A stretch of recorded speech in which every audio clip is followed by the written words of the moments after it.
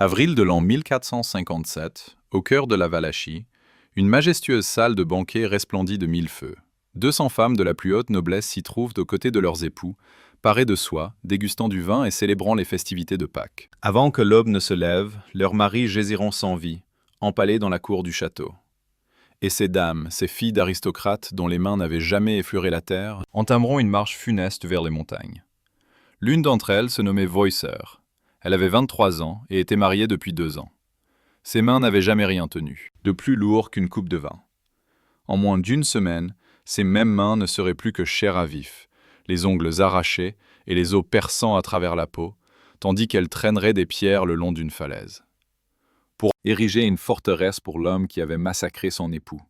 Elle travailla jusqu'à ce que ses vêtements pourrissent sur son corps, jusqu'à ce que plus rien ne la couvre, jusqu'à ce qu'elle ne puisse plus distinguer son propre sang des rochers qu'elle transportait. Voicer n'était qu'une parmi 200. La plupart d'entre elles périrent sur cette montagne maudite, et ce n'était que le commencement. Que Vlad Dracula infligeait aux femmes n'était en rien un dommage collatéral de la guerre. C'était sa stratégie, c'était son message, c'était son objectif premier. Il empalait les mères à côté de leurs filles. Il ordonnait que les épouses soient écorchées vives pour ne pas avoir cousu une chemise à sa convenance. Il transforma les corps féminins en avertissements si terrifiants que le sultan de l'Empire ottoman, l'homme qui avait pourtant conquis Constantinople, n'eut qu'à les apercevoir pour ordonner à son armée de faire demi-tour sur le champ. Hollywood vous a dépeint un vampire qui séduit les femmes dans des châteaux. L'histoire, elle, nous a légué un monstre qui les démembrait sur les places publiques. Voici ce qui s'est réellement produit. Non pas l'histoire de Vlad, mais la leur. Celle des femmes que les récits historiques ont décidé que vous ne deviez jamais connaître. L'histoire se souvient du monstre, mais elle oublie systématiquement les victimes. Et c'est précisément ce que nous sommes ici pour corriger. Bienvenue dans Couronne et Poignard. Si vous souhaitez soutenir notre chaîne, laissez un j'aime et abonnez-vous pour ne rien manquer de nos prochaines explorations. Maintenant, laissez-moi vous dévoiler d'où provenait une telle noirceur et pourquoi Vlad était convaincu que la destruction des femmes représentait la clé pour accéder au pouvoir absolu. Mais d'où venait donc tout cela? Pourquoi s'en prendre aux femmes? Vlad passa 6 années de son enfance en otage au sein de l'Empire ottoman. Là-bas, il observa, il apprit.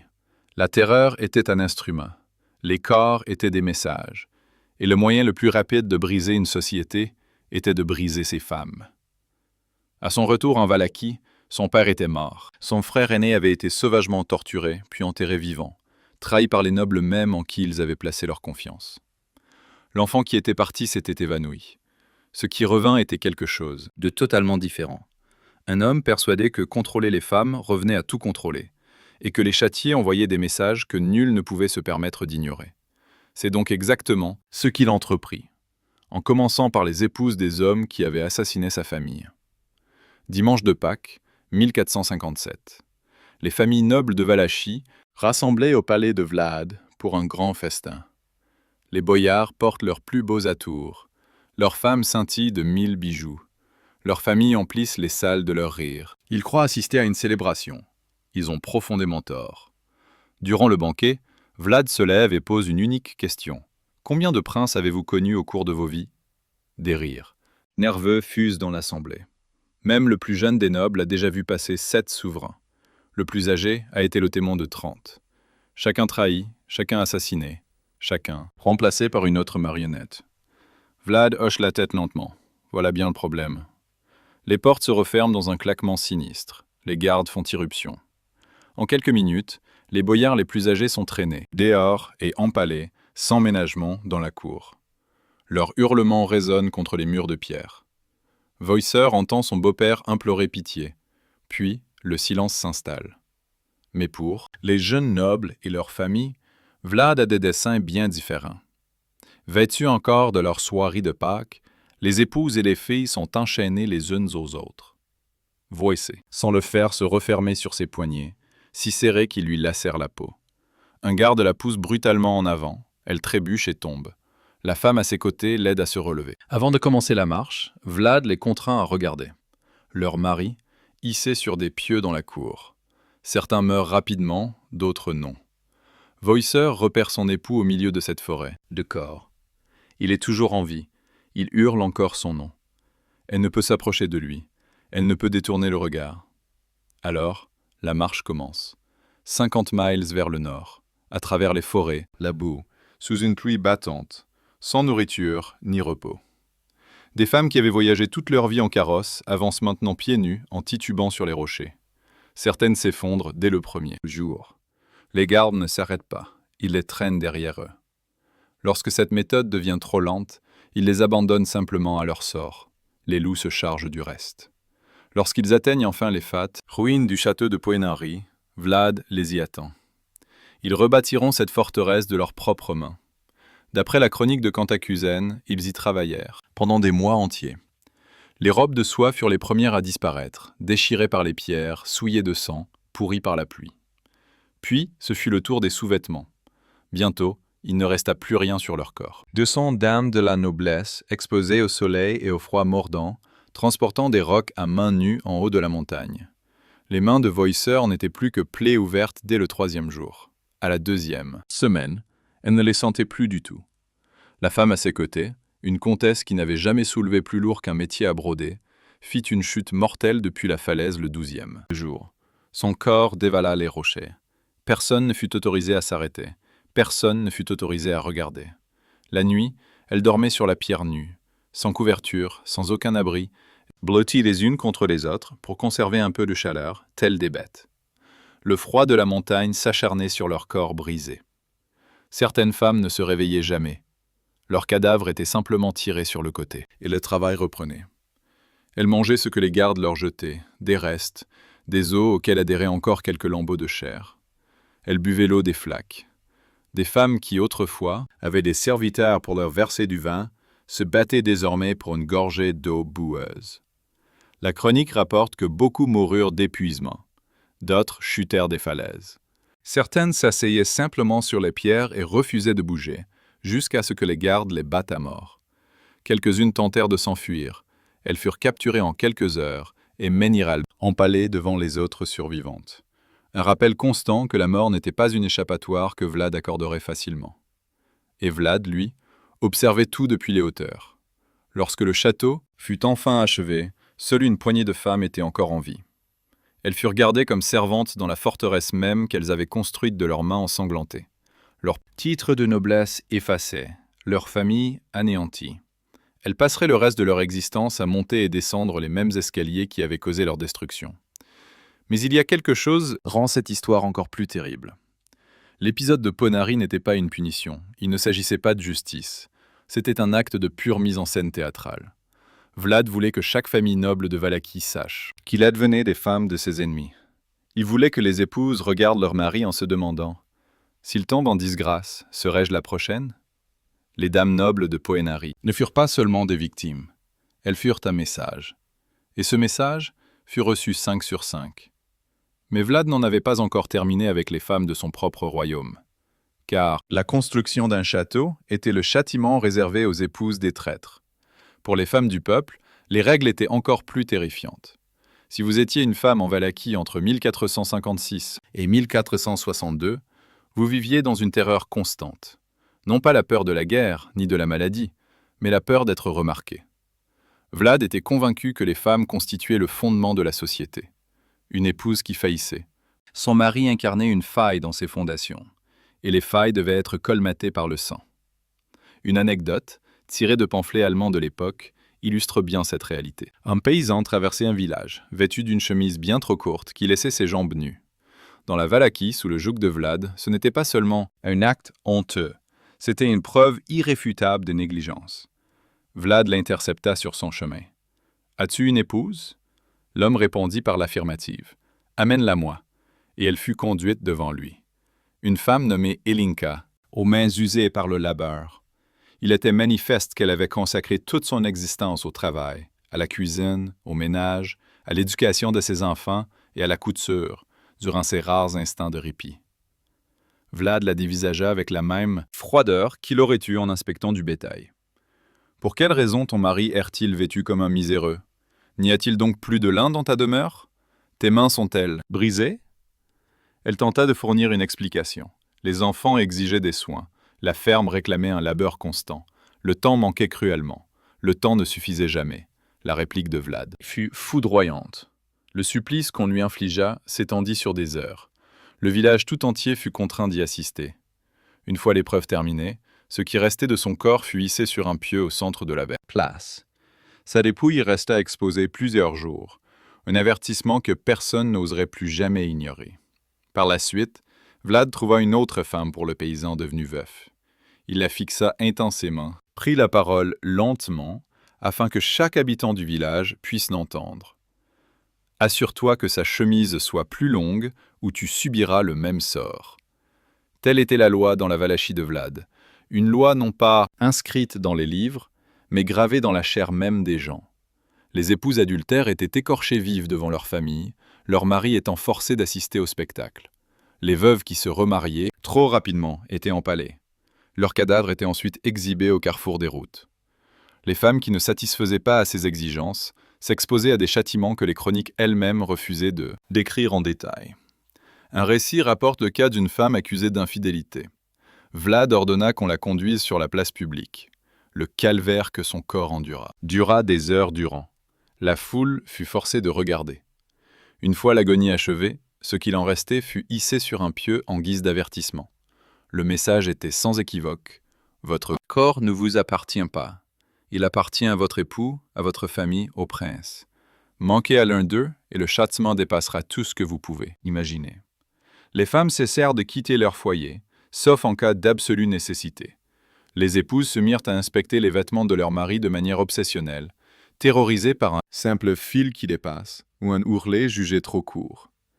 Les mères enseignaient à leurs filles que la survie tenait en une seule règle: devenir invisible.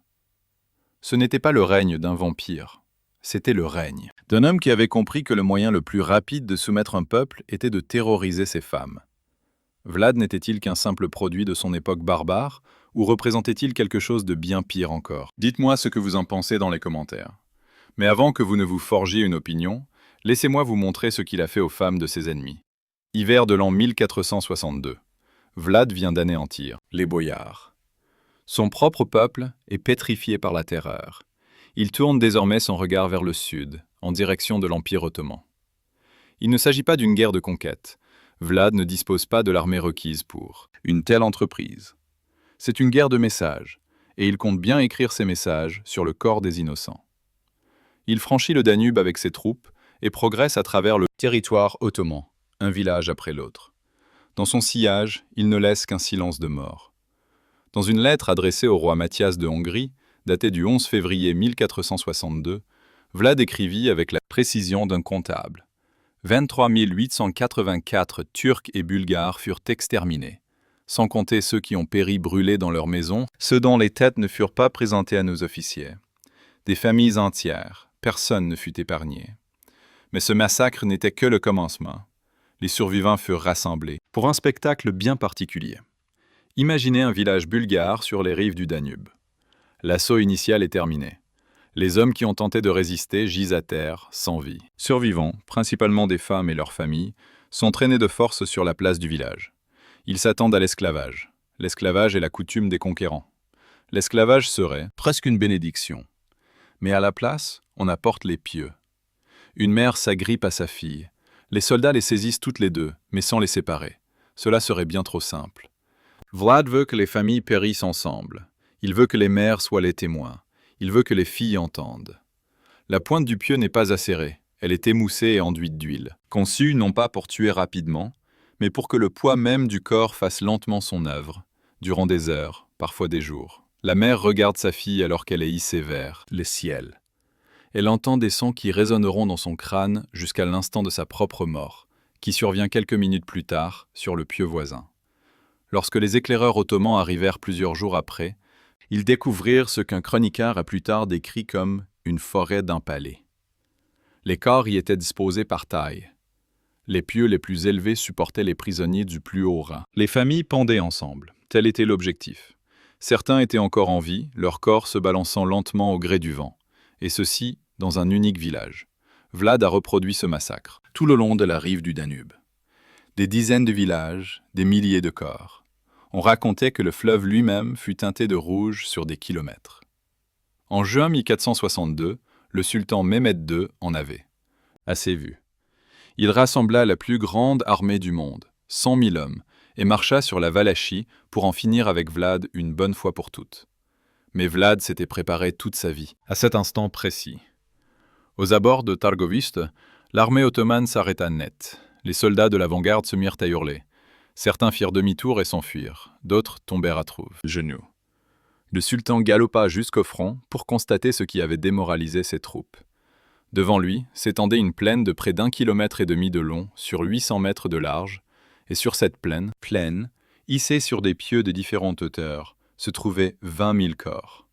Des familles entières, réunies dans la mort. L'historien byzantin Laonikos Chalkondyle, présent, il écrivit « Il y avait des grands pieux sur lesquels quelques 20 000 hommes, femmes et enfants avaient été embrochés. Un spectacle saisissant pour les Turcs et pour le sultan lui-même. Imaginez être l'une de ces femmes, encore vivante, sentant votre corps céder lentement à la gravité, regardant arriver la plus grande armée du monde et ayant conscience que même eux ne peuvent vous sauver. Que votre mort n'est pas une tragédie à pleurer, mais un message à déchiffrer. Certains corps gisaient là depuis des semaines, décomposés au point d'être méconnaissables.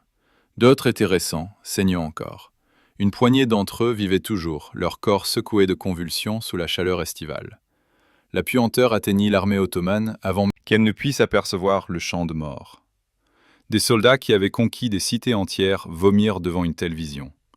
Mehmed, l'homme qui avait fait plier Constantinople, qui avait mis fin à un empire, qui avait duré 1000 ans, qui avait pataugé dans plus de sang que n'importe quel autre dirigeant vivant, contempla cette étendue de cadavres et prit une décision. Il ordonna à son armée de faire demi-tour et de se retirer.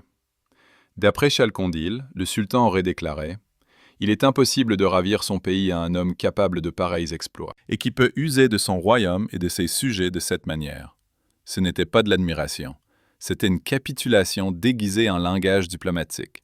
Vlad avait triomphé. Et le prix de cette victoire fut payé avec les corps de mères et de filles. Le sultan se retira. Les femmes restèrent sur leurs pieux. Vlad avait gagné. Et pourtant, l'histoire ne s'arrête pas là. Cependant, une femme manquait à ce récit. La personne qui lui était la plus intime, celle dont le destin fut le plus tragique de tous. Son nom n'est consigné nulle part dans les annales de l'histoire. On la connaît seulement comme la première épouse de Vlad. Nous sommes au printemps de l'an 1462. Bien que les Ottomans se soient repliés, Radu, le propre frère de Vlad, menait une nouvelle armée en direction du château de Poenari, cette forteresse même, qui avait été érigée par les mains des femmes de la noblesse 5 ans auparavant. L'épouse de Vlad se tient, immobile, sur les remparts. En contrebas, le fleuve Argesh s'écrase avec une fureur implacable contre les rochers. Derrière elle, la citadelle que son mari a bâtie sur les ossements d'innombrables femmes. Devant elle, une armée brandissant les étendards ottomans. Elle sait parfaitement quel sort est réservé aux femmes faites prisonnières. Les harems, l'esclavage, une vie de dégradation totale. Mais elle sait aussi, et de manière intime, ce que son propre époux inflige aux femmes. Elle a vécu au cœur de son univers macabre. Elle a vu les pâles de ses propres yeux. Elle a entendu les hurlements déchirants.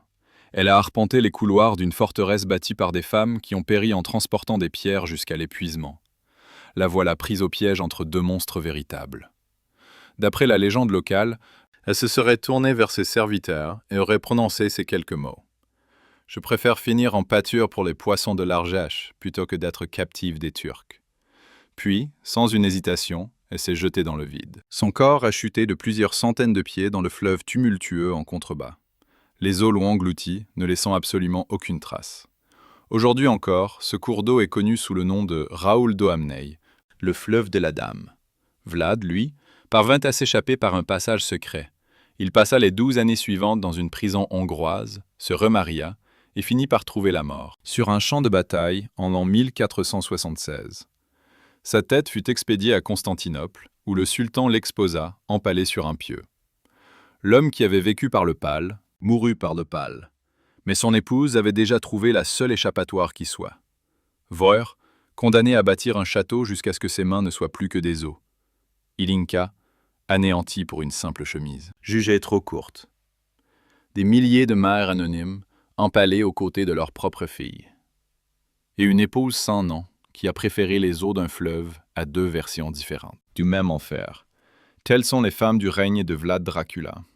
Elles ne furent ni séduites, ni mordues, ni idéalisées, elles furent anéanties. Hollywood avait besoin d'un monstre qui soit séduisant, un antagoniste que l'on pourrait secrètement admirer, une part d'ombre exaltante plutôt que dérangeante. Alors, ils nous ont servi des capes, des châteaux et la vie éternelle. Le véritable Dracula n'offrait rien de tout cela. Lui, il offrait des pales, des cris d'agonie et des femmes utilisées comme des parchemins vivants pour des messages écrits avec du sang. Et c'est là que réside la vérité dérangeante que l'histoire officielle préfère taire. Cela a fonctionné. Pendant 6 longues années, un royaume plus petit que certaines métropoles modernes a tenu en échec. Le plus grand empire sur Terre. Non pas par la diplomatie, ni par le génie militaire, mais par une cruauté si absolue, si théâtrale, et si spécifiquement dirigée contre les femmes et les familles, que le sultan lui-même ne put la supporter. Vlad a ainsi démontré une facette très sombre du pouvoir, qu'il existe un degré d'horreur si extrême que celui-ci devient sa propre forme de forteresse, que le moyen le plus rapide de briser ses ennemis est de détruire les femmes qu'ils aiment. La question n'est pas de savoir si Vlad était maléfique. L'histoire regorge d'hommes qui ont massacré bien plus de gens. La véritable interrogation est de savoir pourquoi nous l'avons transformé en une figure romantique. Pourquoi lui avons-nous prêté une cape, des crocs et un château rempli de chandelles? Pourquoi l'avons-nous rendu séduisant plutôt qu'effroyable? Et pourquoi avons-nous complètement oublié les noms des femmes qu'il a exterminées? Parce que c'est ce que nous faisons en tant que société. Nous nous souvenons des monstres. Nous bâtissons des légendes autour d'eux. Nous écrivons des livres, réalisons des films et vendons des produits dérivés à leur effigie. Quant aux victimes, elles ne deviennent que de simples statistiques. Un bruit de fond. Des corps anonymes dans un récit qui, en réalité, ne les a jamais concernés. Var mérite que l'on se souvienne d'elle. Ses mains ont saigné pour qu'un monstre puisse posséder une forteresse. Sa souffrance a érigé des murs que les touristes photographient aujourd'hui. Elinka le mérite tout autant, elle qui est morte pour une chemise jugée trop courte. Et il en va de même pour les mères du Danube, qui ont étreint leur fille alors que les pales se dressaient. Et cette épouse anonyme le mérite aussi, elle qui a choisi le fleuve plutôt qu'un monde où les femmes n'avaient absolument aucun choix. Ces femmes n'ont pas choisi de faire partie de cette narration. Elles n'ont pas choisi de devenir des messages, des avertissements ou des exemples. Mais c'est pourtant ce qu'elles sont devenues. Et le moins que nous puissions faire, c'est de nous souvenir d'elles. Si vous êtes encore là, abonnez-vous. De nos jours, les touristes gravissent les 1480 marches qui mènent au château de Puenari. Ils prennent des selfies au sommet. Ils achètent des t-shirts Dracula dans les boutiques de souvenirs. Ils publient des photos avec des légendes sur les vampires de Transylvanie. Ils n'ont pas la moindre idée qu'ils se tiennent debout sur une fosse commune. Les pierres même sous leurs pieds ont été transportées par Voer, par des femmes dont les robes de soie ont pourri sur elles pendant qu'elles trimaient, par des mères qui ont vu leurs filles chuter des falaises et qui n'ont pas eu le droit de s'arrêter. Chaque marche de cette montagne est un pas sur la souffrance d'une âme. Chaque photographie est prise au-dessus de la tombe de quelqu'un. Chaque sourire est esquissé dans des endroits où des femmes ont hurlé jusqu'à s'en déchirer la gorge. Hollywood vous a offert des crocs et de la romance. L'histoire, elle, vous a donné des pales et le silence. Désormais, vous connaissez la différence. Mais Vlad ne fut pas le seul dirigeant à comprendre le pouvoir de la cruauté exercée contre les femmes. Il y eut un empire qui a perfectionné cette même horreur, des siècles avant même la naissance de Dracula. Un empire qui faisait paraître Vlad presque miséricordieux en comparaison. Ce que les Mongols firent subir à la famille royale de Bagdad fut un avertissement pour le monde entier.